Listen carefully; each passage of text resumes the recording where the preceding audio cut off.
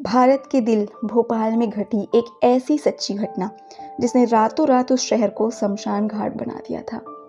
Netflix पर आई web series the railwayman Bhopal की उसी गैस त्रासदी की सच्ची घटना पर आधारित एक कहानी है और इस वीडियो में हम उसके सारे एपिसोड का एक्सप्लेनेशन आपको देने वाले हैं। तो कहानी की शुरुआत होती है उस गैस कांड के 16 घंटे पहले सिद्दीकी जी को दिखाते हुए। सिद्दीकी जी भोपाल रेलवे स्टेशन के स्टेशन मास्टर हैं। वो बहुत ज़्यादा ईमानदार हैं, बहुत ज़्यादा पंक्चुअल हैं और उनका डेली रूटीन ही है बिना नागा मारे अपने काम पे भोपाल रेलवे स्टेशन पहुंच जाए। सिद्दीकी जी का बेटा बेरोजगार है, घर में बैठे बैठे मुफ्त की रोटियां तोड़ता है। ऐसे में बाप का खून तो खौलेगा ना। दोनों बाप बेटों में रोज नोकझोंक होती थी ये कह के कि बेटे को कहीं ना कहीं तो नौकरी करनी पड़ेगी ना, घर बैठे तो नौकरी नहीं मिलने वाली। पर वो सिर्फ बेटे को सिखा सकते थे, इतने बड़े बेटे में तो खुद का ज़मीर होना चाहिए काम करने के लिए। तो वो ये नोकझोंक करने के बाद स्कूटर से अपने रेलवे स्टेशन की तरफ चल देते हैं। भोपाल शहर के बीचों बीच बनी है भोपाल यूनियन कार्बाइड फैक्ट्री। इस फैक्ट्री में MIC यानी कि मिथाइल आइसोसाइनाइड का प्रोडक्शन होता है। आज इस फैक्ट्री में चारों तरफ सायरन बजी हुई है और मजदूरों में भगदड़ मची हुई है। कारण था MIC टैंक का टेम्परेचर 100 डिग्री सेल्सियस तक पहुंच गया है, यानी ये टैंक कभी भी फट सकता है। सभी की जबान पे सिर्फ एक ही नाम था कि कमरुद्दीन साहब को कॉल किया जाए। कमरुद्दीन साहब इस फैक्ट्री के सुपरवाइजर थे और साथ में इंजीनियर थे। उनका दिमाग काफी तेज था और वो फैक्ट्री की नस नस से वाकिफ थे। वो बिना घबराए बिना हड़बड़ाए सबसे पहले टैंक को बनी हुई जमीन पे जाते हैं और जमीन को छूकर बताते हैं कि जमीन तो ठंडी है, यानी मशीन जो 100 डिग्री सेल्सियस दिखा रही है एक्चुअली में खराब है। इस तरीके से बिना चेक करे तुम लोग अलार्म मत बजाया करो, काम रुकता है, अफरा तफरी मच जाती है। कुछ हिदायत देने के बाद में और मिल के वर्कर्स को समझाने के बाद में कमरुद्दीन साहब वहां से निकलने लगते हैं कि तभी फैक्ट्री में फैक्ट्री का मालिक मिस्टर हैरिसन आता है। हैरिसन एक अंग्रेज है और इस अंग्रेज का एटीट्यूड ही अलग था। इसका कहना था कि जब तक मिल में एक आधा आदमी मर न जाए इस सायरन की आवाज मुझे सुनाई नहीं देनी चाहिए और अभी जिसने सायरन बजाया था उस आदमी को नौकरी से निकालो। ये सब छोटी छोटी बातें जिसे ये लोग आज इग्नोर कर रहे हैं वही 16 घंटे बाद एक गुबार बनकर फटेगी। अगले सीन में हमें कुमावत नाम के एक रिपोर्टर को दिखाया जाता है। कुमावत सच्चाई की तलाश में निकला है। उसे पता है कि इस फैक्ट्री में कुछ तो गड़बड़ है, इसलिए फैक्ट्री पर केस करने के लिए सबूत इकट्ठे कर रहा है, कुछ पुराने एम्प्लॉयज से बातचीत कर रहा है और इसी सिलसिले में वो आज रियाज से बात करने आया है। रियाज इसी फैक्ट्री का एक पुराना वर्कर था, लेकिन उसे नौकरी से निकाल दिया गया है और क्योंकि उसे नौकरी से निकाल दिया गया है तो किस्मत का धनी है, उसे रेलवे में नौकरी मिल गई है। रियाज अपना किस्सा बताते हुए कहता है कि वो MIC फैक्ट्री में एक ड्राइवर था। MIC यानी कि मिथाइल आइसोसाइनाइड अमेरिका से यहाँ इंडिया आई जाती है और यहाँ पर उसे फसल कीटनाशक बनाया जाता है। जब MIC टैंक को अमेरिका से यहाँ भारत लाने के बाद में भारत से भोपाल लाया जाता है तो इन्हें बड़े बड़े टैंक में लाया जाता है और भोपाल यूनियन कार्बाइड फैक्ट्री में ये टैंक बड़े बड़े चैम्बर में 3 से 4 टैंक में जमीन में भरे हुए हैं। पानी की एक भी बूंद इस केमिकल को बहुत ही तेजी से गैस में बदल देती है और ये गैस इतनी तेजी से फैल सकती है कि अगर आप बिना गैस मास्क के यहाँ पे काम करो तो आप सीधे मर जाओगे। जब मैंने गैस मास्क की डिमांड की तो मुझे फैक्ट्री से निकाल दिया गया था।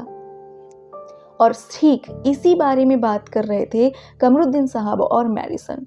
कमरुद्दीन साहब भी फैक्ट्री के मालिक मैरिसन को समझाने की कोशिश कर रहे थे कि फैक्ट्री के कूलेंट खराब हो चुके हैं, यहाँ की पाइप्स भी काफ़ी पुरानी हो चुकी हैं, इतनी पुरानी हो चुकी है कि भगवान न करे अगर कभी फैक्ट्री में गैस लीक हुई तो ये पाइप गैस के प्रेशर को बर्दाश्त नहीं कर पाएंगी।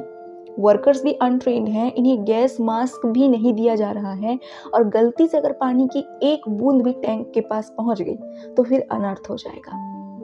कमरुद्दीन साहब का काम था सिर्फ अपने पॉइंट को मालिक के सामने रखना, पर इस अंग्रेज मालिक का ये कहना था कि फैक्ट्री ऑलरेडी घाटे में जा रही है, मैनेजमेंट एक पैसा भी फैक्ट्री के मैनेजमेंट पर नहीं लगाने वाली है।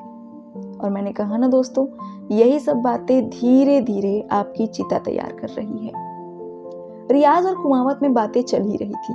रियाज कुमावत को बताता है कि आज से 2 साल पहले यानी साल 1982 में मोहम्मद अंसारी नाम का एक एम्प्लॉय वहां पर मर गया था। उसको मैंने ही अपने गांव से बुलाया था इस गैस फैक्ट्री में काम करने के लिए। बड़ा भाई मानता था मैं, तो कहीं ना कहीं उसकी मौत का जिम्मेदार मैं ही हूँ। उस पर केस भी हुआ 1982 में, लेकिन फैक्ट्री वाले बाइज्जत बरी हो गए। किसी को भी उस केस से इंसाफ नहीं मिला और ये कहकर रियाज की आंखों में आंसू आ गए थे। यानी इस तरीके से कितने ही एम्प्लॉय छोटी छोटी घटना में मारे जा रहे थे, और फैक्ट्री वालों को तो मुनाफे के अलावा कुछ दिख ही नहीं रहा था। यहाँ पे स्टेशन मास्टर सिद्दीकी भी अपने भोपाल के रेलवे स्टेशन में पहुंच गए थे। यहाँ पे एक मोटा तगड़ा इंसान आता है जिसका नाम था प्रसाद।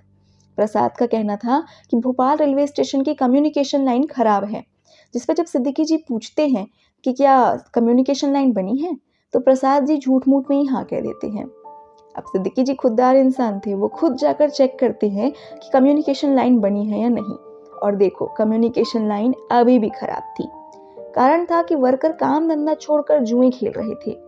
सिद्दीकी जी बहुत ज्यादा स्ट्रिक्ट थे, इसलिए उन्होंने तुरंत कहा कि इन वर्कर्स की तुरंत छुट्टी करो और नए वर्कर्स लाओ। कम्युनिकेशन लाइन एक रेलवे स्टेशन को दूसरे रेलवे स्टेशन से जोड़ती है ताकि दोनों रेलवे मास्टर्स में बातचीत हो सके। यहाँ पे भोपाल रेलवे स्टेशन की कम्युनिकेशन लाइन का खराब होना भी इस त्रासदी में एक लिंक की तरह काम करेगा। पर ये लाइन खराब कैसे हुई? तो कारण था उस गांव के और उस एरिया के बेवकूफ लोग जो अपने घर की इलेक्ट्रिसिटी लाइन बनाने के लिए यहाँ के तार को तोड़ तोड़ कर ले जाते थे, पर वो नहीं जानते थे कि गवर्नमेंट की इस प्रॉपर्टी का नुकसान करने की भरपाई उन्हीं को बरतनी होगी। कुमावत और रियाज में फिर से बातचीत चल रही थी, जिस पर कुमावत रिक्वेस्ट करता है कि क्या वो 2 साल पुरानी 1982 की रिपोर्ट लाकर दे सकता है, जिस पर रियाज कहता है कि शायद कमरुद्दीन साहब इस बारे में उसकी मदद कर पाए। तो हाँ, मैं मदद करने की कोशिश करता हूँ। आज रियाज की नौकरी में पहला दिन था। वो रेलवे स्टेशन जाकर सबसे पहले सिद्दीकी साहब को रिपोर्ट करता है। सिद्दीकी साहब चेक करना चाहते थे कि रियाज में कितना पोटेंशियल है, इसलिए वो रियाज को कहते हैं कि 10 मिनट के अंदर मुझे बताओ कि इस रेलवे स्टेशन में एक चीज खराब है, वो क्या है। रियाज तेजी से भागता है क्योंकि ये उसके पास खुद को प्रूफ करने का एक पॉइंट था। और जब वो भागता है तो इस बीच में वहां पर विजया आती है। विजया रेलवे स्टेशन की सफाई कर्मचारी थी और वो सिद्दीकी साहब को अपनी बेटी की शादी का न्योता देने आई। ये औरत कितनी खुश थी ना, लेकिन शहर के लोगों को क्या पता था कि आगे क्या होने वाला है। इस बीच रियाज वापस आता है और वो बताता है कि इस रेलवे स्टेशन की कम्युनिकेशन लाइन खराब है, और हाँ, एक और चीज भी खराब है, आपकी घड़ी जो कि 2 मिनट आगे है। सिद्दीकी साहब रियाज की इस चीज को देखकर काफी इम्प्रेस होते हैं और वो रियाज को काम देते हैं कि बीच स्टेशन पे एक मालगाड़ी खड़ी हुई है, तो जाके उस मालगाड़ी को खसकाओ और वर्कशॉप में देख आओ ताकि देखा जाए कि क्या प्रॉब्लम है। अब यहाँ से हमें एक नए कैरेक्टर को मिलवाया जाता है जो कि है मुन्ना भैया। मुन्ना भैया एक चोर हैं, 13 साल से चोरी कर रहे हैं, पर मजाल की कोई भी पुलिस वाला उन्हें पकड़ पाए, और मोस्टली वो रेलवे स्टेशन में ही चोरी करते हैं, इसलिए उन्हें स्टेशन बैंडिट कहा जाता है। आज वो पुलिस की वर्दी पहनकर रेलवे स्टेशन में घूम मटक रहे थे और स्टेशन के अकाउंटेंट को बाथरूम में पकड़ते हैं और उससे पूछते हैं कि आसपास के रेलवे स्टेशन में से किस रेलवे स्टेशन में सबसे ज्यादा माल रखा है। मुन्ना भैया से मिला हुआ था, अपना बही खाता देख के बता देता है कि सबसे ज्यादा माल भोपाल रेलवे स्टेशन में है। लगभग 1 करोड़ रुपए वहां की तिजोरी में स्टेशन मास्टर के अंडर रखे गए हैं। इन सब के बीच में 4 घंटे का समय बचा हुआ था। रियाज को कमरुद्दीन की वाइफ आकर बताती है कि रियाज तुम्हारे लिए फोन आया है। फोन की दूसरी तरफ वही आदमी मोहम्मद अंसारी, जिसको रियाज अपना भाई मानता था और फैक्ट्री में जिसकी मौत हो गई थी, उसकी फैमिली वाले बात कर रहे थे। उसकी फैमिली वाले कह रहे थे कि हम जल्दी ही भोपाल पहुंचने वाले हैं, जिस पर रियाज भी अपनी भाभी को कहता है कि हाँ हाँ जल्दी आ जाओ, मैं आप लोगों का वेट कर रहा हूँ और रात का खाना तो हम साथ में ही खाएंगे। रियाज की भाभी गोरखपुर एक्सप्रेस में बैठकर भोपाल आने वाली थी। फोन में बात करने के बाद कमरुद्दीन की वाइफ के पास जाकर रियाज पूछता है कि भाभी, क्या कमरुद्दीन भाई हमारी मदद करेंगे इंसाफ पाने में, जिस पर कमरुद्दीन की वाइफ कहती है कि तुम्हारे भाईजान को भी फैक्ट्री पर भरोसा नहीं है, शायद यही कारण है कि उन्होंने मुझे पहले से ही गैस मास्क लाकर दे दिया था। दोस्तों, कमरुद्दीन की वाइफ प्रेग्नेंट थी। यहाँ पे अपनी वाइफ को छोड़कर कमरुद्दीन साहब अपने काम में बिजी थे। उस रात को कमरुद्दीन साहब छुप छुप के फैक्ट्री में घुसते हैं और 1982 वाली घटना की रिपोर्ट की फोटोकॉपी करते हैं, क्योंकि उन्होंने कुमावत को वादा किया था कि 1982 की रिपोर्ट वो उसे ला कर देंगे। वो कुमावत को कॉल करके बताते हैं कि 1982 वाले केस की रिपोर्ट उनके पास आ गई है, इसलिए 2 घंटे बाद उनसे मिल लेना और घर आकर ये रिपोर्ट लेकर चले जाना। उस रात को फैक्ट्री में एक सुपरवाइजर और एक हेल्पर की शिफ्ट थी। पर मज़े की बात यह है कि उस सुपरवाइज़र को फैक्ट्री के सेफ्टी प्रोटोकॉल्स की ABCD भी नहीं पता थी। तो वो पाइपलाइंस में पानी चलाकर चला जाता है बिना ये सोचे समझे कि भैया पानी अगर ज़्यादा फ्लो होने लगा तो इस फैक्ट्री में क्या होगा। पानी की एक बूंद भी इस फैक्ट्री में बारूद को चिंगारी देने जैसा था। अब इस घटना को सिर्फ 3 घंटे बचे हुए थे। सिद्दीकी साहब अपने काम से थोड़ा सा फुर्सत होकर विजया की बेटी की शादी में जाते हैं। आज विजया काफी खुश थी। सिद्दीकी साहब भी उस बच्ची को आशीर्वाद देते हैं, कुछ नेक देते हैं।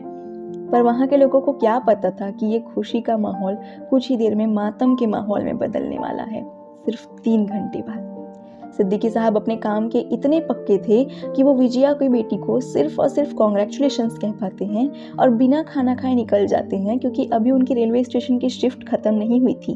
भोपाल में पंजाब मेल आने वाली थी, इसलिए उन्हें तुरंत निकलना था। रात में रियाज को रेलवे के वर्कशॉप में तिवारी जी मिलते हैं। तिवारी जी भी देखना चाहते थे कि रियाज कर क्या सकता है, इसलिए वो उसको कहते हैं कि चलो इस इंजन को चालू करके दिखाओ। रियाज इंजन को चालू तो कर देता है, लेकिन इंजन थोड़ी देर में ही बंद हो जाता है। कारण तो यही था ना कि ये इंजन खराब था, इसीलिए तो सिद्दीकी जी ने कहा था कि इसे वर्कशॉप में लेके आओ। वर्कशॉप में तिवारी जी और रियाज मिलकर इस इंजन को बनाने लगते हैं। यहाँ अनट्रेंड सुपरवाइजर को जब वॉकी टॉकी पे बताया जाता है कि फैक्ट्री में पानी लीक हो रहा है, तो उसे पता ही नहीं था कि इस लीकेज को ठीक कैसे की जाती है। पंजाब मेल भी रेलवे स्टेशन पर आ चुकी थी और पंजाब मेल से एटीट्यूड में उतरते हैं मुन्ना भैया, जो कि पुलिस की वर्दी में थे। अब मुन्ना भैया चोर हैं ये तो वहाँ पे किसी को भी नहीं पता था, और वो भोपाल में पहुँच गए थे यहाँ की स्टेशन की तिजोरी पर हाथ साफ करने। सबसे पहले वो सिद्दीकी जी से मिलते हैं और सिद्दीकी जी को बिल्कुल अपने पुलिस वालों के स्टाइल में कहते हैं कि भैया स्टेशन बैंडिट नाम का एक चोर यहाँ पर आने वाला है चोरी करने, आपकी तिजोरी की आरती उतारेगा आज वो, इसलिए मैं आज रात को आपकी तिजोरी की रखवाली करूंगा। अब ये तो ठीक वैसे ही था कि आप बिल्ली को कह रहे हो दूध की रखवाली करो, पर सिद्दीकी जी भी काफ़ी अच्छे एम्प्लॉय थे। उनका कहना था कि आप हमारे ऑफिस में बैठ के चाय पीजिए, तब तक मैं एक बार यहाँ RPF के ऑफिसर्स से बात कर लूँ, उसके बाद ही आपको सिक्योरिटी पे रखूंगा। मुन्ना भैया कहाँ चाय पीने वाले थे भाई, बैठ के आसपास के बच्चों से मस्ती मजाक करने लगते हैं, और इस बार वो धीरे से देखते हैं कि वहाँ चौकी में सच में बहुत सारा पैसा है। कुछ बचे खुचे पैसे को भी तिजोरी में डालकर सिद्दीकी साहब ताला लगा रहे थे। इस बीच भोपाल रेलवे स्टेशन में कॉल आता है, जिस कॉल को रिसीव करते हैं प्रसाद जी। प्रसाद जी को कहा जाता है कि कम्युनिकेशन लाइन को बनाने के कारण यहाँ पर लाइंस को 2-3 घंटे के लिए बंद रखा जाएगा, और ये कम्युनिकेशन का बंद होना आगे चलकर बहुत रुलाने वाला था। 9 मिनट थे अब उस घटना को होने में। फैक्ट्री की तरफ किसी का भी ध्यान नहीं था कि पानी क्या गुल खिला रहा है। सुपरवाइजर कैंटीन में मजे से चाय पी रहा था, तभी कंट्रोल रूम में एक आदमी आता है जो कि खतरे की घंटियों को देख रहा था और तुरंत सुपरवाइजर को कॉल करता है। पर सुपरवाइजर तो चाय पीने में मस्त था और वॉकी टॉकी की तरफ ध्यान नहीं दे रहा था, इसलिए दास बाबू खुद भागते हैं MIC टैंक की जमीन को छूने के लिए, और वो जमीन को छूते ही घबरा जाते हैं क्योंकि जमीन काफी गर्म थी। वो कमरुद्दीन साहब को कॉल करते हैं। कमरुद्दीन साहब अभी जस्ट गेट से निकले ही थे, और जैसे ही वो सुनते हैं कि टैंक की जमीन काफी गर्म है, वो अपने स्कूटर को वहीं पर पटक कर फिर से फैक्ट्री के अंदर भागते हैं। कमरुद्दीन साहब देखते हैं कि अब काफी देर हो गई है, पानी के कारण गैस लीक होने लगी है, यहाँ तक कि टेम्परेचर भी 100 डिग्री सेल्सियस दिखा रहा है। जब सुपरवाइजर से इस बारे में पूछा जाता है तो सुपरवाइजर कहता है कि मुझे तो सेफ्टी के बारे में कुछ पता ही नहीं है। 3 घंटे से लगातार पाइप्स में पानी फ्लो हो रहा है और अब पता नहीं कितनी सारी गैस लीक हो रही होगी। इस लीक हो रही गैस को निकालने का सिर्फ एक ही रास्ता था कि इसे आग में जला दो, लेकिन वो सिस्टम जो कि आग जलाता था वो भी कई दिनों से खराब था, उसमें जंग लगी हुई थी। इसलिए फाइनली कमरुद्दीन साहब डिसाइड करते हैं कि हमें अलार्म बजाना होगा। फैक्ट्री में अलार्म बजते ही फिर से भगदड़ का माहौल बन चुका था। फिर से अफरा तफरी, फिर से भागा दौड़ी, और गैस इतनी तेजी से बन रही थी कि पाइप्स भी फटती जा रही थी, क्योंकि ऑलरेडी पाइप्स पुरानी थी और गैस के प्रेशर को अफोर्ड नहीं कर पा रही थी, और अफोर्ड तो मैनेजमेंट भी नहीं किया था इस पाइप्स को बदलवाने में। किसी के भी पास कोई भी सेफ्टी मास्क नहीं था। सबसे पहले इंटरनल लीकिंग के कारण इस चपेट में मजदूर आ रहे थे, और इस गैस का सबसे पहले असर होता था आंखों और फेफड़ों पर। इसलिए कमरुद्दीन साहब सबको कहते हैं कि आप सब लोग एक गीले रुमाल को अपने मुंह पर बंद कर लीजिए, जिससे कम से कम मुंह और नाक की सुरक्षा हो सके। यहाँ पे फैक्ट्री के मजदूर तेजी से भाग रहे थे और कमरुद्दीन साहब भागते हैं पानी बंद करने, ताकि एक टंकी से कनेक्टेड दूसरी टंकी को रोक सके, क्योंकि गलती से भी अगर एक टंकी फूटी तो उसके इन्फ्लुएंस में आकर आजू बाजू की सारी टंकियां फट जाएंगी। और जब तक कमरुद्दीन जी इस कनेक्शंस को बंद कर रहे थे, वो एक टंकी फट गई और कमरुद्दीन साहब तुरंत मर गए। और अब ये फटी हुई टंकी से निकलने वाली गैस धीरे धीरे पूरे भोपाल को मौत की आगोश में सुलाने वाली थी। वो बारात, वो यात्री, वो मासूम लोग जो आज नॉर्मल लाइफ जी रहे थे, उन लोगों के साथ बहुत कुछ होने वाला था, बहुत भयानक। और इस तरीके से एपिसोड 1 खत्म होता है और एपिसोड 2 की शुरुआत होती है। तो भोपाल से 100 किलोमीटर दूर था इटारसी जंक्शन। इस इटारसी जंक्शन में ये जो चश्मे वाला गोलू मोलू आदमी है, ये यहाँ का स्टेशन मास्टर है। थोड़ा आलसी है और इस स्टेशन के मास्टर के पीछे पीछे घूम रहा है बंदर टोपी पहने हुआ एक आदमी, जिस आदमी की सिर्फ एक ही रट है कि मेरा सामान स्टेशन से कहाँ गया, मुझे उसकी डिटेल चाहिए, मुझे मेरा सामान चाहिए। अब इटारसी के जो स्टेशन मास्टर थे थोड़े मोटे तो थे और आलसी भी थे, इसलिए वो जैसे तैसे इस आदमी से पीछा छुड़ाते हैं और यहाँ के एम्प्लॉइज को बताते हैं कि स्टेशन में रति पांडे आने वाला है। रति पांडे एक इंस्पेक्शन ऑफिसर है, इसलिए सब लोग अपने अपने काम को सुधार के रख लो, बहुत ही खड़ूस ऑफिसर है। लेकिन हाँ, आएगा तो अपने जीएम स्पेशल ट्रेन, तो सबसे पहले पता करो कि ये जीएम स्पेशल ट्रेन पहुंची कहाँ है। रति पांडे स्टेशन के जनरल मैनेजर थे और वो आज यहाँ औचक निरीक्षण पर आने वाले थे। भोपाल से नॉर्थ की तरफ में आ रही थी गोरखपुर एक्सप्रेस और इसी गोरखपुर एक्सप्रेस में रियाज की भाभी बैठी हुई थी इंसाफ लेने के लिए। पर गोरखपुर एक्सप्रेस में बैठे हुए लोगों को कहाँ पता था कि वो भोपाल नहीं, मौत के मुंह में जा रही हैं। रियाज की भाभी के सामने एक औरत बैठी हुई थी अपनी बेटी के साथ में, थोड़ी घबराई हुई थी। उसका रीज़न ये था कि ये औरत एक पंजाबी थी और सिख कम्युनिटी से बिलोंग करती थी। सीन ये था कि इंदिरा गांधी जी की उनके सिख बॉडीगार्ड ने गोली मारकर हत्या कर दी थी और इस कारण बहुत सारे दंगा करने वाले चुन चुनकर सिख कम्युनिटी के लोगों को मार रहे थे। ये औरत भी अपनी पहचान छुपाकर ट्रेन में बैठी हुई थी कि कहीं दंगा करने वाले इसे भी ना मार डालें। तभी स्टेशन का गार्ड आता है और उस लेडी को धीरे से इशारा करता है कि वो अपनी कृपाण छुपा ले। भोपाल के वर्कशॉप में तिवारी जी और रियाज इंजन को बना रहे थे और लकीली इंजन बन चुका था। तिवारी जी खुद को हल्का करने के लिए बाहर शौचालय की तरफ जाने वाले थे, लेकिन अचानक उन्हें माहौल में एक बदबू फील होती है, एक गंदी सड़ी हुई गोभी सी बदबू, जो कि किसी और के नहीं MIC की थी। आसपास कुत्ते भी भौंक रहे थे, जैसे आने वाले मौत का संकेत दे रहे हों। तिवारी जी को खांसी आना शुरू हो चुकी थी, यानी गैस उन पर असर दिखा रही थी। विजया यहाँ पर भागकर स्टेशन मास्टर सिद्दीकी जी के पास आती है और उन्हें कहती है कि साहब ज़्यादा बारात आ गई है, खाना ख़त्म हो गया है और हलवाई का कहना है कि वो भट्टी तुरंत तभी चलाएगा जब उसे एडवांस में पैसे दिए जाएं। 350 रुपये की मांग कर रहा है, मेरे पास इतने पैसे नहीं हैं और अगर इतने पैसे नहीं दे पाई तो मेरी तो नाक कट जाएगी। सिद्दीकी जी एक अच्छे आदमी थे, वो विजया को 270 रुपये देते हैं और कहते हैं कि फ़िलहाल तो मेरे पास इतने ही हैं, तो इतने ही हलवाई को दे दो। पर मुन्ना भैया भी इंसान थे, उनमें भी इंसानियत थी। बचे खुचे पैसे वो भी देते हैं और कहते हैं कि बेटी की शादी धूमधाम से कराओ। लेकिन इस बीच वो गैस बहते बहते भोपाल रेलवे स्टेशन में पहुंच गई थी। यहाँ पे लोग खांस रहे थे, लोग छींक रहे थे, लोगों की आंखें जल रही थी और कुछ लोग बेहोश भी हो रहे थे। तिवारी जी जो कि बाहर शौचालय में गए थे, वो जब शौचालय से बाहर आए तो बेहोश हो गए, पर बेहोश होते होते वो रियाज को मदद के लिए गुहार लगा चुके थे। रियाज ने जब देखा कि तिवारी जी बेहोश हुए हैं तो वो तुरंत भागा, लेकिन आसपास के माहौल की बदबू को देखकर वो समझ गया था कि ये MIC से लीक होने वाली बदबू है, यानी MIC फट चुका है। इसलिए सबसे पहले रियाज अपने आप को इंजन में बंद करता है, एक रुमाल गीला करके अपने नाक में लगाता है। वो तिवारी जी की हेल्प करने के लिए भी भागता है, लेकिन तिवारी जी मर चुके थे। यहाँ पे विजया की बारात रोड में आ चुकी थी। बारात वाले नाच गा रहे थे, लेकिन नाचते गाते वो अचानक खांसने लगे थे, बेहोश होने लगे थे। गैस यहाँ तक आ चुकी थी, सारे माहौल में भगदड़ मच चुकी थी, यहाँ तक कि विजया भी बेहोश हो गई थी। सारे मोहल्ले में अफरा तफरी थी, दुल्हन भी भाग रही थी ये देखकर कि हो क्या रहा है। यहाँ पर रियाज के परिवार वाले भी भाग रहे थे, वो रियाज की माँ को ले जाना चाहते थे, पर रियाज की माँ का कहना था कि मेरा बेटा आएगा तब मैं जाऊंगी। वो अपने बेटे के इंतजार में थी। इन सब बातों से बेखबर कि बाहर मौत का तांडव चल रहा है, स्टेशन मास्टर और मुन्ना अपने कमरे में बंद थे। रीजन ये था कि बंद कमरे में अभी तक गैस घुस नहीं पाई थी। लेकिन बाहर से आते हुए शोर को देखकर जब वो बाहर निकलते हैं तो देखते हैं कि स्टेशन में भगदड़ और बेचैनी का माहौल था। उनकी भी आंखें जल रही थी और विजया पास में ही बेहोश पड़ी थी। मुन्ना भैया का कहना था कि हवा में जहर फैल चुका है, इसलिए जो भी हो सबके सब बंद कमरे में भागें, क्योंकि वही एकमात्र सेफ पॉइंट था। कुछ लोग जो बंद कमरे में सेफ थे उनको भी बाहर वाले सेफ नहीं रहने दे रहे थे, क्योंकि ये बेसिक ह्यूमन इंस्टिंक्ट था ना, हम भी अपने आप को बचाएंगे। तो बाहर में जितने भी लोग थे वो कमरे के खिड़की दरवाजे तोड़कर अंदर आने की कोशिश कर रहे थे, और इस चक्कर में अंदर बचे हुए लोग भी मरते जा रहे थे।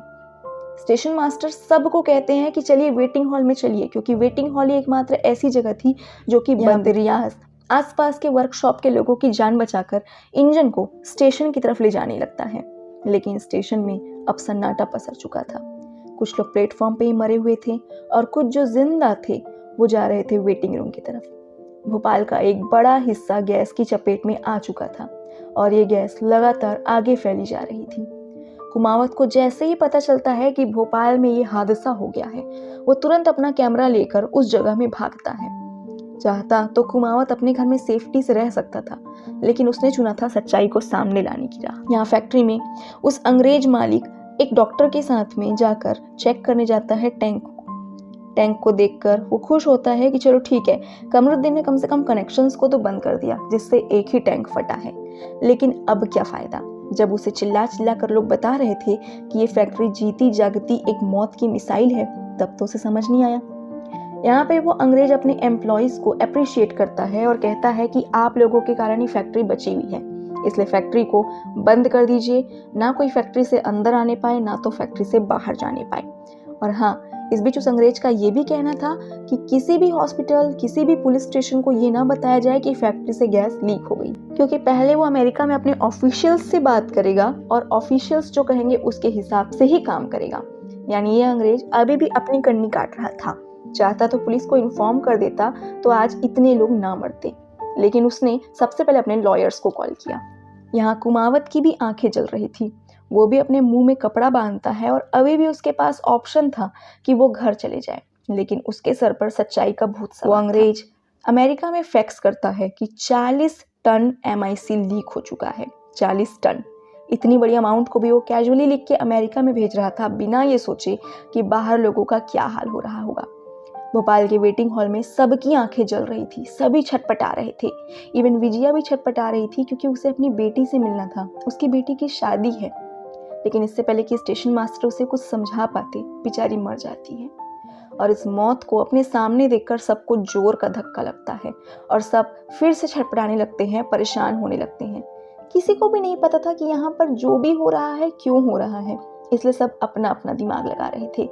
किसी को कहना था कि पुलिस को कॉल करो, पुलिस वाले हमें बचाएंगे, लेकिन मुन्ना भैया जानते थे कि अगर यहाँ पुलिस आई तो क्या होगा, इसलिए वो कहते हैं कि पुलिस तो खुद ही यहाँ पर है, तुम बताओ तुम्हें क्या मदद चाहिए। जिस पर लोगों का कहना था कि बाहर जाओ और चेक होकर आओ कि हो क्या रहा है, जिस पर मुन्ना भैया का कहना था कि ये वर्दी है, कोई सुरक्षा कवच नहीं है, हवा में जहर है, मैं भी मर सकता हूँ। सभी को काम डाउन करते हुए स्टेशन मास्टर सभी को कहते हैं कि मैं बाहर जाता हूँ और देख के आता हूँ क्या हुआ है। लेकिन लोगों को ये लगता था कि स्टेशन मास्टर बाहर जाकर भाग जाएगा, इसलिए सब लोग जिद करने लगते हैं कि हम भी बाहर जाएंगे, हम भी बाहर जाएंगे। और इस बीच एक तड़पती आत्मा दरवाजा खोल के बाहर चली भी जाती है, लेकिन कुछ ही देर में तड़प तड़प के मर जाती है। अब इस तरीके से बाहर जाने पर कोई भी मरेगा ये देखकर सब लोग शांत हो जाते हैं और अब कोई भी होशियारी नहीं मारता। यहाँ रियाज भी अपने इंजन को लेकर रेलवे स्टेशन के प्लेटफॉर्म नंबर 1 पर आ गया था। वो तुरंत वेटिंग रूम में आता है और सबको बताता है कि बाहर जो गैस बह रही है वो MIC है, इससे आंखों में जलन पैदा होगी, आपके फेफड़े में जलन पैदा होगी, मरना तो सबको है, लेकिन ये है कि इस गैस का असर सब पर अलग अलग हो रहा है, कोई जल्दी बेहोश होगा, कोई बाद में। एकमात्र रास्ता है कि कपड़े को गिल्ला करो और अपने मुंह में बांध लो। स्टेशन मास्टर भी सबको कहता है कि पास में मटका पड़ा हुआ है जिसमें से कपड़े भिगाकर सब अपने इस बीच जो मुसीबत थी वो थी गोरखपुर एक्सप्रेस। इसलिए स्टेशन मास्टर रियाज को कहते हैं कि कुछ भी करो, गोरखपुर एक्सप्रेस को यहाँ से आने से रोको। अगर एक्सप्रेस यहाँ पर आई तो यकीन मारो पूरा भोपाल कब्रिस्तान बन जाएगा। पर दिक्कत तो यही थी ना कि कम्युनिकेशन लाइन खराब थी। इसलिए वो रियाज को जिम्मेदारी देते हैं कि कैसे भी करके कम्युनिकेशन लाइंस ठीक कराओ। इधर गोरखपुर एक्सप्रेस विदिशा में पहुंची थी। विदिशा में कुछ दंगा करने वाले ट्रेन में चढ़ गए थे सिखों को मारने के लिए। वो हर एक इंसान से उनका नाम पूछ कर उन्हें जगह जगह कर पूछ रहे थे कि उनका नाम क्या है, कहीं वो सिख तो नहीं। यहाँ पे रियाज की भाभी अपने सामने वाली पंजाबन को बचाने के लिए कह देती है कि ये मेरी बुआ जी हैं, हम सभी मिलकर गोरखपुर जा रहे हैं।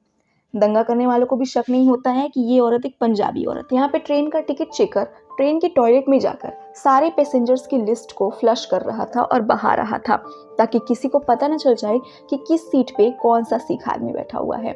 लेकिन बेचारा चाहे जितनी भी कोशिश कर ले, ये दंगा करने वाले बाथरूम से उसे खींच के ले आते हैं और पन्नों को देखकर जान जाती हैं कि रियाज की भाभी के सामने की सीट पे जो औरत बैठी थी उसका नाम था राजवीर कौर और वो एक सिख है। यानी रियाज की भाभी ने झूठ बोला था। वो तुरंत उसे मारने के लिए जाने लगते हैं, लेकिन इस बीच राजवीर के पास गार्ड आ जाता है। गार्ड राजवीर को लेकर तुरंत अपने केबिन में लेकर जाता है उसे बचाने के लिए और अपनी सेफ्टी के लिए एक फ्लेयर गन लेकर सामने में बैठ जाता है। यहाँ इटारसी जंक्शन में वो बंदर टोपी वाला आदमी फिर से स्टेशन मास्टर की जान खाने लगता है कि मेरा सामान कहाँ गया।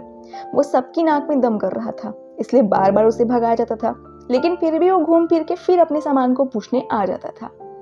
इटारसी स्टेशन वालों को तो फिलहाल इसी बात की चिंता थी कि भाई रति पांडे कब आने वाला है और ये जीएम स्पेशल ट्रेन पहुंची कहाँ पर है जिस पर बैठकर ही रति पांडे यहाँ जांच करने आने वाला है। उन्हें इस बात की भी चिंता थी कि भोपाल इतना देर से ऑफलाइन है तो वो ऑफलाइन है क्यों, लेकिन कहीं ना कहीं वो भी श्योर थे कि वहां पे कम्युनिकेशन लाइन बनने वाली है तो 2-3 घंटे तो वो ऑफलाइन रहने ही वाले थे। रियाज टेलीकम्युनिकेशन लाइन बनवाने के लिए पहुंचता है, लेकिन वो देखता है कि वर्कर्स भी बेहोश हो गए थे। अब टेलीकम्युनिकेशन लाइन नहीं बन सकती थी। इधर वेटिंग रूम में लोगों की अफरा तफरी और झगड़ा झगड़ी में पानी का मटका भी फूट गया था। यहाँ पर चीजें सही हो नहीं रही थी बल्कि बिगड़ती जा रही थी। स्टेशन मास्टर अपनी जान हथेली पे रखकर बाहर से कुछ और मटकियों में पानी लेके आता है जिससे लोग अपनी आंखें मुंह धोते हैं। यहाँ पे स्टेशन मास्टर अभी भी इस बात की चिंता में था कि गोरखपुर एक्सप्रेस को कैसे रोका जाए, लेकिन इन बदतमीज लोगों का कहना था कि अगर गोरखपुर एक्सप्रेस को रोक दिया जाएगा तो हम बचकर जाएंगे किसमें। अरे बेवकूफों, गोरखपुर एक्सप्रेस अगर यहाँ आएगी तो यहाँ के भी लोग तो मरेंगे ना। लेकिन लोगों का बस ये था कि हमारी जान बचे, दूसरे लोग भले और इस बीच में सब लोग स्टेशन मास्टर पर चढ़ाई कर देते हैं, जैसे अपना ओपिनियन स्टेशन मास्टर पर थोपेंगे। इस वक्त मुन्ना भैया अपनी गन निकाल लेते हैं और आइकॉनिक डायलॉग बोलते हैं, यात्रीगण कृपया ध्यान दें, स्टेशन मास्टर को अपना काम करने दें। तब जाके लोग डर के मारे ही कम से कम थोड़ा सा शांत होते हैं। रियाज भी स्टेशन मास्टर को आकर बताता है कि सारे वर्कर्स मर चुके हैं, यानी कम्युनिकेशन लाइन का काम अभी तक ठप है। जिस पर स्टेशन मास्टर को थोड़ी होप थी कि शायद मरने से पहले इतना कम्युनिकेशन तो बना होगा कि हम आसपास के लोकल स्टेशंस में बात कर पाएं। होप तो थी, बट ये होप किस हद तक सही थी वो तो किसी को भी नहीं पता था। यहाँ पे स्टेशन मास्टर रियाज को कहते हैं कि तुमने बहुत अच्छा काम किया, अब घर जाओ। जिस पर रियाज का कहना था कि फैक्ट्री से 10 कदम पर मेरी बस्ती है और अम्मी तो अब तक मर भी गई होंगी, तो मैं वापस जाऊं किसके। स्टेशन मास्टर को ये सुन के काफ़ी दुख होता है और वो अपनी ऑफिस में मैग्नेटोमीटर से जाता है कनेक्शंस बनाने के लिए, लेकिन मैग्नेटोमीटर भी खराब था। स्टेशन मास्टर अपनी पूरी कोशिश करते इस मैग्नेटोमीटर को बनाने के लिए और लकीली ये बन भी जाता है। दूसरी तरफ इटारसी रेलवे स्टेशन में मनोहर नाम का एक एम्प्लॉय अभी भी भोपाल से कम्युनिकेशन करने की कोशिश कर रहा था, लेकिन भोपाल लगातार ऑफलाइन आ रहा था। इसलिए भोपाल के सबसे पास के रेलवे स्टेशन सुखी सेवनिया में कॉल करता है और उन्हें भी इन्फॉर्म करता है कि भोपाल से बात नहीं हो पा रही है। लेकिन इसी बीच मैग्नेटोमीटर से सुखी सेवनिया में कॉल आता है। स्टेशन मास्टर कुछ जरूरी इंफॉर्मेशन सुखी सेवनिया में देना चाह रहे थे, लेकिन कनेक्शन बार बार टूट रहा था। फोन की दूसरी तरफ मनोहर समझ चुका था कि भोपाल में कुछ ना कुछ तो गड़बड़ है, इसलिए वो तुरंत अपने मोटे स्टेशन मास्टर को बताने जाता है कि सर, भोपाल में कुछ तो गड़बड़ है, सुखी सेवनिया से मैसेज आने का कोशिश हो रहा है लेकिन मैसेज पहुंच नहीं पड़ रहा है। लेकिन मोटे स्टेशन मास्टर को अभी तक इस बात की चिंता थी कि रति पांडे कहाँ है। और फाइनली वो बंदर टोपी वाला आदमी फिर से अपना सामान पूछने आ जाता है। इस बीच वो यहाँ के टेंशन को समझकर अपना असली रूप सामने लाता है। ये बंदर टोपी वाला आदमी जो अभी तक भूतों की तरह यहाँ के लोगों के पीछे पड़ा हुआ था कि मेरा सामान कहाँ है, मेरा सामान कहाँ है, असली में वही रति पांडे था। वो छुप कर स्टेशन का जायजा ले रहा था। रति पांडे पूरी सिचुएशन को समझता है और इटारसी स्टेशन के एम्प्लॉयज को कहता है कि अगर भोपाल के रेलवे स्टेशन से बात नहीं हो पा रही है तो भोपाल पुलिस स्टेशन में कॉल करो और पता करो कि क्या हो रहा है। पुलिस स्टेशन में कॉल करने पर पता चलता है कि अब तक हजारों लोग मर चुके हैं, भोपाल में गैस लीक हो गया है। और यही है वो गंभीर स्थिति जिसके कारण भोपाल अभी तक ऑफलाइन था। और अब सबसे पहले उनका प्लान था गोरखपुर एक्सप्रेस को रोकना। इसलिए गोरखपुर एक्सप्रेस को रोकने के लिए वो सूखी सेवनिया में कॉल लगाते हैं। सूखी सेवनिया के एम्प्लॉयज को वो कहते हैं कि गोरखपुर एक्सप्रेस को लाल झंडी दिखाओ और उन्हें भोपाल जाने से रोको। लेकिन जब तक सूखी सेवनिया के एम्प्लॉयज लाल झंडी दिखा पाते, गोरखपुर एक्सप्रेस निकल चुकी थी। उन्हें पता भी नहीं था कि वो मौत की भट्टी में जा रहे हैं। और इस सस्पेंस के साथ ये एपिसोड खत्म होता है कि गोरखपुर एक्सप्रेस अब भोपाल पहुंचने वाली है और सूखी सेवनिया के एम्प्लॉयज हताश हैं। नेक्स्ट एपिसोड में फिर से एक नए कैरेक्टर की एंट्री होती है जिसको प्ले किया है जूही चावला ने। जूही चावला डीजीपी हैं और इनका नाम है राजेश्वरी जांगले। राजेश्वरी जांगले को रति पांडे का कॉल आता है। रति पांडे उन्हें बताते हैं कि भोपाल में मिथाइल आइसोसाइनाइड लीक हो गई है और गोरखपुर एक्सप्रेस उस भोपाल की तरफ जा रही है, यानी सारे के सारे पैसेंजर्स की जान खतरे में है। रेलवे के कर्मचारियों से तो मेरी जमती नहीं है, इसलिए प्लीज़ तुम उन्हें कांटेक्ट करो और कुछ भी मेडिकल फैसिलिटी है भोपाल पहुंचाने की कोशिश करो, क्योंकि हम ऐसे हालात में हैं कि जितनी भी मेडिकल फैसिलिटी वहां पहुंचे उतनी ही। यहाँ पे राजेश्वरी जांगले से बात हो जाने के बाद रति पांडे इटारसी के एम्प्लॉयज से कहते हैं कि जितने भी मेडिकल स्टाफ हो, चाहे वो ऑफलाइन हो, ऑनलाइन हो, ऑन ड्यूटी हो, ऑफ ड्यूटी हो, सबको यहाँ बुलाया। और सबसे पहली बात, हम भोपाल जाएंगे कैसे? तो हम जाएंगे मेरे जीएम स्पेशल ट्रेन में, जिसको मैंने यहीं आउटर में खड़ा किया है। मुझे पता है इस आउटर एरिया को तो आपने चेक किया नहीं होगा ना, तो चलो मेरे लोको पायलट को कॉल करो और उसे कहो कि जीएम स्पेशल को इटारसी, यानी रति पांडे ने अपनी कमर कस ली थी भोपाल के लोगों की मदद करने के लिए। यहाँ पे गोरखपुर एक्सप्रेस में दंगाई अभी तक राजवीर को खोज रहे थे और उसको खोजते खोजते वो गार्ड के रूम तक पहुंच गए थे। वो राजवीर पर लगातार हमला कर रहे थे और इस बीच पता चलता है कि राजवीर के साथ जो लड़की थी वो लड़की नहीं लड़का थी। अपने बचाव में राजवीर कटार से हमला करना शुरू करती है और इस बीच गार्ड भी इमरजेंसी ब्रेक्स दबा देता है।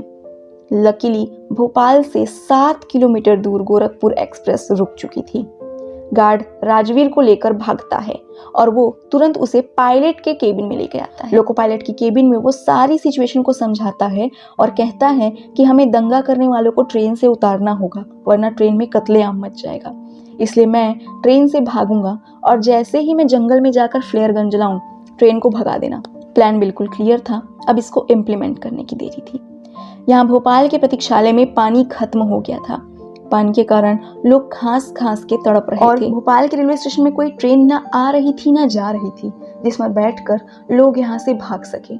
इसलिए स्टेशन मास्टर रियाज के साथ भागते हैं किसी मालगाड़ी का इंतजाम करने के लिए, और ये मुन्ना भैया के लिए सबसे अच्छा मौका था चोरी करने का, इसलिए वो भी इधर भागता है चोरी करने। यहाँ पे राजेश्वरी देवी एक इमरजेंसी मीटिंग बुलाती है सारे रेलवे के बड़े ऑफिसर्स की, और वो भोपाल में हो रही घटना के बारे में लोगों को जानकारी देती है, जिस पर ऑफिशियल्स का कहना था कि एक नोटिस निकालो, जिस नोटिस के अनुसार ना तो कोई ट्रेन भोपाल जाएगी और ना भोपाल से कोई ट्रेन बाहर आएगी। लेकिन इस फरमान की भरपाई कौन करेगा? भोपाल वाले।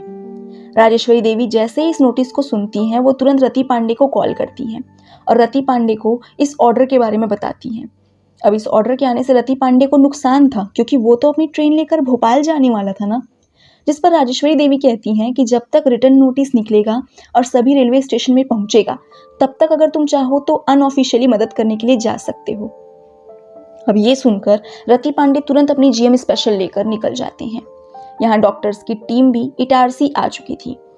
वो सभी डॉक्टर्स को रति पांडे मोटिवेट करते हुए कहते हैं कि उनके पास ऑप्शन है, अगर वो जाना चाहें तो अभी भी जा सकते। पर डॉक्टर्स में जज्बा था वो सभी भोपाल वाले लोगों की मदद करना चाहते थे, इसलिए वो सभी जीएम स्पेशल में बैठकर भोपाल की तरफ चलने लगते हैं। यहाँ गोरखपुर एक्सप्रेस में प्लान के मुताबिक गार्ड दंगा करने वालों का ध्यान बटाता है और उन्हें जंगल में लेकर भागता है, और जैसे ही दंगा करने वाले ट्रेन से निकलकर जंगल की तरफ भागते हैं, वो फ्लेयर गन चला लेता है। जैसे ही फ्लेयर गन चलती है, गोरखपुर एक्सप्रेस चलना शुरू हो जाती है और गार्ड भी भागकर ट्रेन में बैठने की कोशिश करता है, लेकिन इस बीच बेचारे गार्ड को चाकू लग चुका था। जो पूरा भोपाल सुबह तक हंस खेल रहा था, आज वहां काला गहरा सन्नाटा पसरा हुआ था। कुमावत भी भोपाल पहुंच चुका था और कमरुद्दीन ने उसे कहा था कि 2 घंटे बाद मेरे घर आना। तो वो कमरुद्दीन के घर आता है केस की फाइल लेने के लिए, पर बेचारा कमरुद्दीन तो घर वापस आया ही नहीं था, वो तो फैक्ट्री में मर चुका था। तो वो कहाँ जाए? तो वो पैदल ही भागता है फैक्ट्री की तरफ, क्योंकि फैक्ट्री कमरुद्दीन के घर से 10 कदम की ही दूरी पर थी। यहाँ फैक्ट्री के बाहर कमरुद्दीन की प्रेग्नेंट वाइफ भी आ चुकी थी।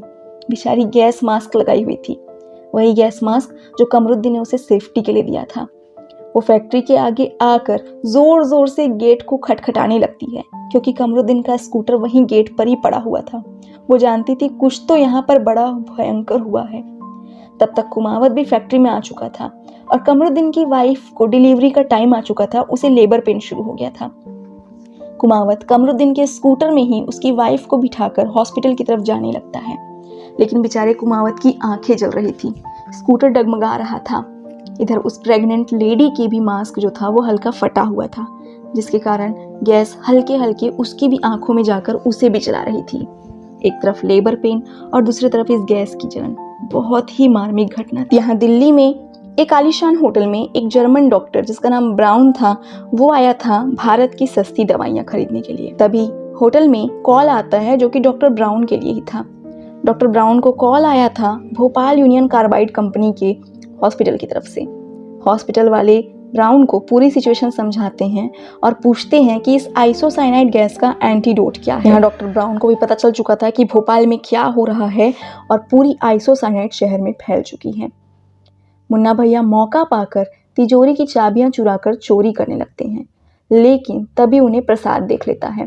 प्रसाद मुन्ना भैया को चोरी करते देखकर उन्हें रोकने की कोशिश करते हैं और दोनों के बीच एक भारी हाथापाई होने लगती है। यहाँ राजेश्वरी देवी मदद के लिए एक्सपेक्टेशंस में पीएम ऑफिस में जाती हैं, लेकिन पीएम ऑफिस में उन्हें मिलने नहीं दिया जाता। और साथ ही पीएम ऑफिस में वो जर्मन डॉक्टर ब्राउन भी आया हुआ था, क्योंकि वो भी चाहता था कि इंडिया के ऑफिशियल्स भोपाल में मदद भेजें। यहाँ वेटिंग रूम में राजेश्वरी देवी और उस जर्मन डॉक्टर की बात होती है। वो डॉक्टर राजेश्वरी देवी को बताता है कि भोपाल में जो गैस लीक हो रही है वो MIC है और मैं इसी बारे में कई सालों से रिसर्च कर रहा हूँ। इस गैस का एक ही एंटीडोट है, सोडियम थायोसल्फेट। इसलिए कैसे भी करके आप आसपास की दवा बनाने वाली कंपनीज को कॉल करिए और उन्हें कहिए कि इस पर्टिकुलर केमिकल को लेकर भोपाल पहुँचे, वहाँ के लोगों की जान बच सकती है। यहाँ भोपाल में सभी लोगों को नॉर्मल आई ड्रॉप दिया जा रहा था, क्योंकि बीमारी का पता ही नहीं था कि लोगों की आंखों में जलन हो क्यों रही है। हॉस्पिटल में कुमावत भी कमरुद्दीन की वाइफ की डिलीवरी के लिए पहुंचा हुआ था, लेकिन नर्स का कहना था कि उसे पुरानी रिपोर्ट्स देखनी है। अब पुरानी रिपोर्ट्स को खोजने के लिए कुमावत कमरुद्दीन के स्कूटर के पास जाता है और स्कूटर में खोजबीन करने लगता है। यहाँ पे कमरुद्दीन की वाइफ की पुरानी रिपोर्ट्स तो नहीं मिलती, लेकिन फैक्ट्री की पुरानी 1982 की रिपोर्ट्स मिल जाती है, जिसे लेने के लिए ही तो कुमावत इतना दूर आया। यहाँ स्टेशन में अभी तक प्रसाद और मुन्ना में हाथापाई चल रही थी। प्रसाद मुन्ना को रोकने की कोशिश कर रहा था, लेकिन लोगों को ये लग रहा था कि पुलिस वाला और स्टेशन मास्टर तो हमें प्रतीक्षालय में छोड़कर भाग गए। और इस बीच मालगाड़ी भी आ चुकी थी। मालगाड़ी के प्लेटफॉर्म नंबर 1 पर आते ही प्रसाद मुन्ना को कहता है कि स्टेशन को आपकी जरूरत है, आप प्लीज हमारी मदद करिए। मुन्ना भैया भी चोरी का इरादा छोड़कर सभी लोगों को मालगाड़ी में चढ़वाने लगता है। सभी लोग एक एक दूसरे की मदद करके मालगाड़ी में चढ़ने लगते हैं, क्योंकि फिलहाल बचने का ऑप्शन भी यही था। जीएम स्पेशल भी इटारसी स्टेशन से निकल चुकी थी, भोपाल की तरफ बढ़ रही थी, लेकिन दिक्कत तो यही थी कि मालगाड़ी भी प्लेटफॉर्म नंबर 1 पे खड़ी थी, जीएम स्पेशल भी प्लेटफॉर्म नंबर 1 पे आ रही थी और दूसरी तरफ गोरखपुर एक्सप्रेस भी प्लेटफॉर्म नंबर 1 पे आ रही थी। यानी तीनों ट्रेन एक ही पटरी पर थी। राजेश्वरी देवी को कुछ भी समझ नहीं आ रहा था। वो पीएम ऑफिस के सामने स्मोकिंग करने लगती हैं। तभी भोपाल आइसोसाइनाइड कंपनी का वकील यहाँ पर आता है। वो वकील राजेश्वरी देवी को पैसे ऑफर करता है ताकि वो अपनी जिद छोड़ दें, क्योंकि अगर राजेश्वरी देवी इसी तरीके से अपनी जिद पर लगी रही तो कंपनी पे केस हो जाएगा और लोगों को पता चल जाएगा कि जो भी गलती हुई है कंपनी वालों की तरफ से हुई है। राजेश्वरी देवी इस रिश्वत को ठुकरा देती है क्योंकि वो भी जानती थी कि कहीं ना कहीं सारी गलती कंपनी वालों की है। वो डॉक्टर ब्राउन को हेल्प के लिए भोपाल भेज रही थी और डॉक्टर ब्राउन भी लाखों एंटीडोट्स लेकर भोपाल की तरफ रवाना हो रहे थे। यहाँ पे कुमावत को जैसे ही 1982 की रिपोर्ट मिलती है, वो कॉल करता है उस अंग्रेज को और अंग्रेज को कहता है कि उसके पास 1982 की रिपोर्ट है, उसके पास एक पुख्ता सबूत है कि आप लोगों ने जानबूझकर मौत का कुआं भोपाल में खोदा और आप अभी भी सब कुछ छुपा रहे हैं ये कह के कि ये फैक्ट्री के वर्कर्स की गलती थी। जिस पर उस अंग्रेज का ये कहना था कि जाकर पेज नंबर 78 को देखो, हम इस दोष से कब का मुक्त हो चुके हैं, तो अब ये पेपर्स हमारे खिलाफ नहीं हमारे साथ काम करेगा, क्योंकि हम कहेंगे कि पहले भी फैक्ट्री सेफ थी और अभी भी फैक्ट्री सेफ है। दोस्तों, कहीं ना कहीं ये गवर्नमेंट की गलती ही थी कि 1982 में उन्होंने ढंग से जांच नहीं की थी और फैक्ट्री वालों को बाइज्जत बरी कर दिया था, जिसकी भरपाई आज 2 साल बाद ये शहर चुका रहा था। मालगाड़ी चल नहीं रही थी, यहाँ पे गोरखपुर एक्सप्रेस के भी आने का वक्त हो चुका था और अब भले ही लोग बच ना पाएं, लेकिन गोरखपुर एक्सप्रेस अगर मालगाड़ी से टकराई तो टक्कर के कारण तो लोग मर ही जाएंगे। इसलिए स्टेशन मास्टर सबको हिदायत देता है। एक तरफ प्रसाद भागता है ट्रेन को सिग्नल देने के लिए कि ट्रेन धीमी हो जाए और दूसरी तरफ रियाज भागता है लाइंस चेंज करने। बेचारा प्रसाद कितना भी भागे, लेकिन गैस का जहर उसे धीरे धीरे हाँफ दे रहा था, खांस दे रहा था। गैस का असर उसके शरीर पर साफ नजर आ रहा था, इसलिए लड़खड़ाता लड़खड़ाता वो पटाखा लगा देता है एक पटरी में। जैसे ही ट्रेन उस पटाखे के पास से गुजरती है, पटाखे फूटने लगते हैं, जिससे ट्रेन के पायलट को अंदाजा लग जाता है कि आगे कुछ गड़बड़ है। इसलिए वो गोरखपुर एक्सप्रेस को धीमा कर देता है और लकीली गोरखपुर एक्सप्रेस मालगाड़ी के ठीक पहले रुकती है, यानी एक बड़ी दुर्घटना होने से टल चुकी थी। यहाँ पे स्टेशन मास्टर तुरंत अनाउंस करता है कि गोरखपुर एक्सप्रेस से कोई भी यात्री बाहर मत आए, लेकिन लोग सुनने वाले कहाँ थे। इधर जीएम स्पेशल भी फुल रफ्तार में भोपाल की तरफ पहुंच रही थी, लेकिन इटारसी और भोपाल के बीच में आता था मिसरौद जंक्शन और मिसरौद जंक्शन में गवर्नमेंट का नोटिस आ चुका था कि कोई भी ट्रेन भोपाल की तरफ न जाए। इसलिए वो तुरंत सिग्नल को रेड। रति पांडे अपने पायलट को कहता है कि चाहे कुछ भी हो जाए, सिग्नल रेड दिखाई दे तो भी ट्रेन को बढ़ाते जाओ। अब जैसे ही मिसरौद के एम्प्लॉयज को दिखता है कि रेड सिग्नल होने पर भी ट्रेन रुकी नहीं है, तो वो ट्रेन की लाइन चेंज कर देते हैं और फाइनली जीएम स्पेशल एक ऐसे पॉइंट पर रुक जाती है जहां पे आगे ट्रैक ही नहीं था। राजेश्वरी देवी अभी भी उम्मीद में रेल मंत्री के पास जाती है और रेल मंत्री को बताती है कि हमें दवाई मिल चुकी है, हमें एंटीडोट मिल चुका है। जिस पर रेल मंत्री का कहना था कि डॉक्टर ब्राउन तो पागल साइंटिस्ट है, क्या एक जर्मन साइंटिस्ट के बोलने पर हम भोपाल के सारे लोगों को केमिकल इंजेक्ट कर देंगे? हम डॉक्टर को वापस जर्मनी भेज रहे हैं। यहाँ पे ठीक वही हुआ था दोस्तों। रिश्वत की आग में राजेश्वरी देवी तो नहीं बिकी, पर ये रेलवे मंत्री बिक चुका था। बेचारा ब्राउन जो सेल्फलेस होकर इतनी सारी एंटीडोट्स लेकर भोपाल जा रहा था, उसे वापस जर्मनी भेज दिया गया।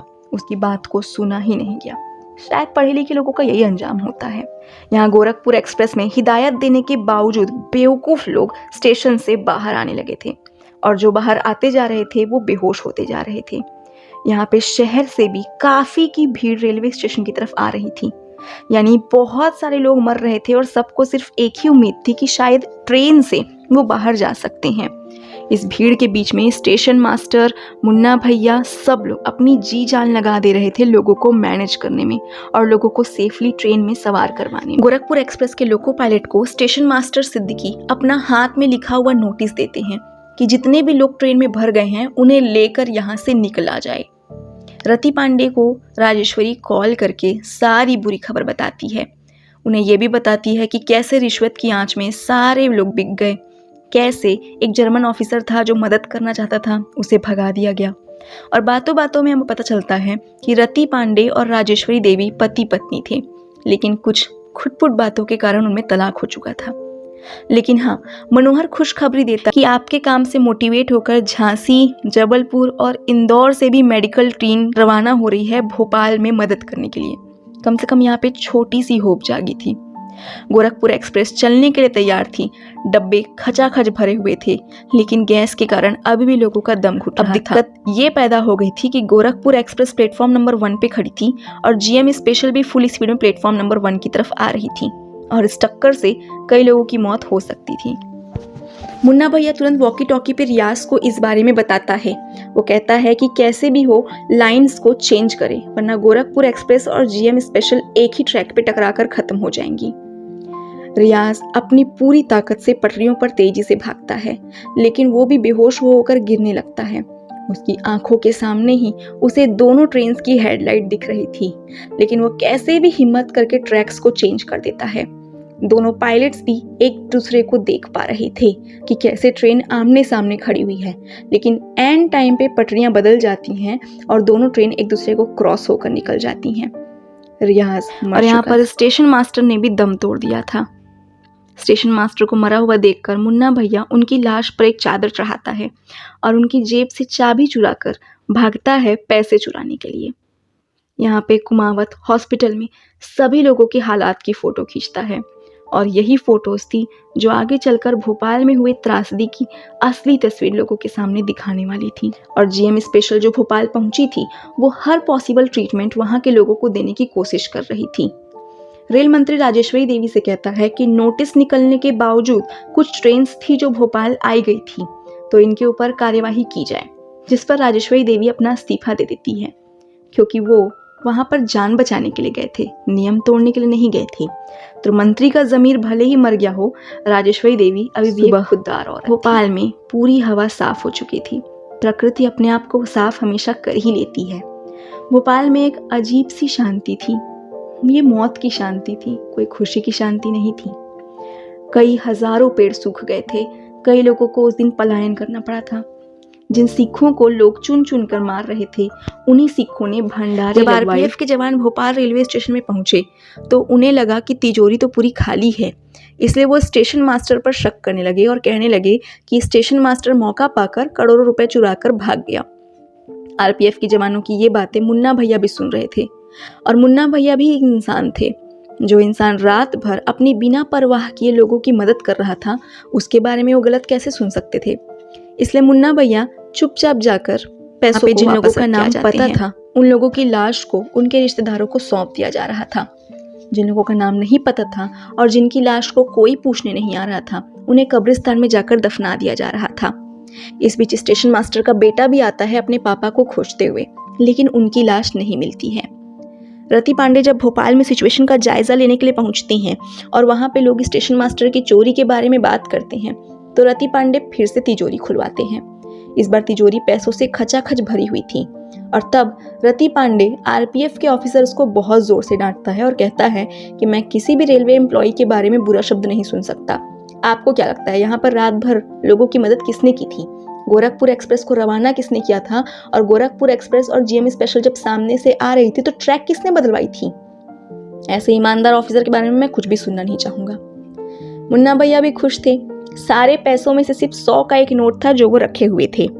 और उसके बाद कुमावत और मुन्ना भैया रेलवे स्टेशन पे मिलते हैं, क्योंकि दोनों ही दिल्ली जा रहे थे। कुमावत जा रहा था केस के सारे सबूत को फाइल करने के लिए, और मुन्ना भैया का कहना था कि ये भोपाल शहर हमें रास नहीं आया, जिस पर कुमावत का कहना था शहर अच्छा था मियाँ, आपने गलत दिन चूज कर लिया। स्टेशन मास्टर को अचानक से कब्रिस्तान में होश आ चुका था। वो मरे नहीं थे और ये सच्ची घटना थी। सच में भोपाल के स्टेशन मास्टर को कब्रिस्तान में अचानक दफनाने से पहले ही होश आ गया था। वो अपने बेटे से मिलते हैं, उसे गले लगाते हैं और पहली बार उन्हें अपने बेटे पे प्यार आ रहा था। और इस सच्ची घटना पे आधारित कहानी आपको पसंद आई होगी। अब बात करते हैं कुछ फैक्ट्स के बारे में। रेलवे के कर्मचारियों को इन सारी चीज़ों के बदले कोई भी कंपेंसेशन, कोई भी अवार्ड नहीं मिला। हाँ, मरने वालों के लिए एक स्पेशल पिलर लगाया गया जिसमें मरने वालों के नाम खोदे गए थे, बिल्कुल एक शहीद स्तंभ की तरह। स्टेशन मास्टर का कहना था कि हमारा काम ही हमारा अवार्ड है, हम सेल्फलेसली काम कर रहे थे। यहाँ पे सीरीज के लास्ट में हमें असली तस्वीरें भी दिखाई जाती हैं जो कि भोपाल गैस त्रासदी की थी। साथ ही में असली रति पांडे, असली स्टेशन मास्टर, असली कुमावत, जिनके नाम सीरीज में बदल कर दिखाए गए थे, उनकी रियल फोटोज दिखाई जाती है। अगर उस अंग्रेज की बात जिसने इस फैक्ट्री को खोला था तो उस पर बहुत ही मिनिमल चार्जेस लगे थे और उसे बाइज्जत बरी कर दिया गया और उसे वापस अमेरिका जाने के लिए बिल्कुल वीआईपी ट्रीटमेंट वाला चार्टर्ड प्लेन दिया गया। तो दोस्तों, आपको क्या लगता है यहाँ पर गलती किसकी थी? उन अनट्रेन्ड सुपरवाइजर्स की जिन्हें ट्रेनिंग नहीं दी गई थी, उन पुरानी पाइपों की जो गैस को होल्ड नहीं कर पाई, उस अमेरिकन की जिसने सही टाइम पर पुलिस को खबर नहीं किया, या उन मंत्रियों की जो पैसा लेकर मुंह बंद करके बैठ गए, या सबसे बड़ी बात गवर्नमेंट की जिन्होंने शहर के सेंटर में इतनी बड़ी फैक्ट्री को खोलने की इजाज़त दी, वो भी ऐसी फैक्ट्री जिसमें साइनाइड जैसी गैस निकलती थी। फैसला आपका है, पर सच्ची घटना पर आधारित कहानी आपको ज़रूर पसंद आई होगी। Thank you so much for watching this video.